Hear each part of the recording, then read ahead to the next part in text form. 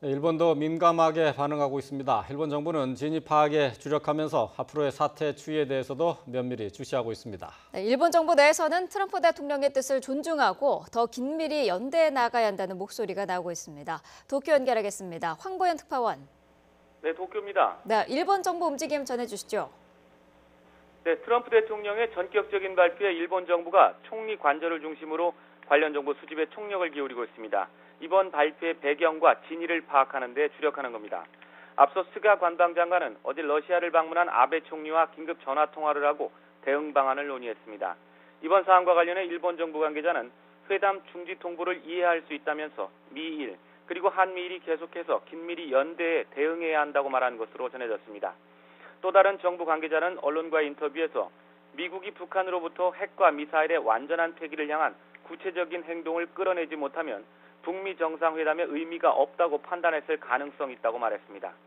일본 방위성은 회담 중지 통보에 반발해 북한이 탄도미사일 발사 등 도발적인 행동에 나설 가능성도 있다고 보고 경계 감시를 강화하고 있습니다.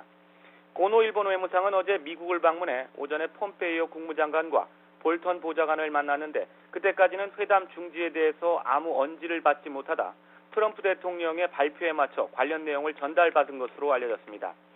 관련 소식을 주요 뉴스로 다루고 있는 일본 언론들은 갑작스러운 회담 중지 통보의 이유와 전망에 초점을 맞추고 있습니다.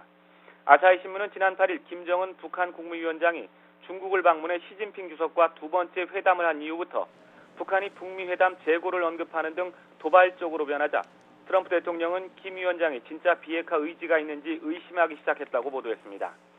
요미우리 신문은 어제 최선희 북한 외무성 부상담화에서 북한이 핵 보유국 입장을 고집하고 비핵화에 소극적인 자세를 보인 것을 트럼프 대통령이 가장 심각하게 판단했던 것으로 보인다고 분석했습니다. 산케이 신문은 트럼프 대통령이 완전하고 검증 가능하며 불가역적인 비핵화에 김 위원장이 응할 의사가 있는지 확인할 수 없었기 때문에 회담 중지를 통보한 것으로 관측된다고 전했습니다.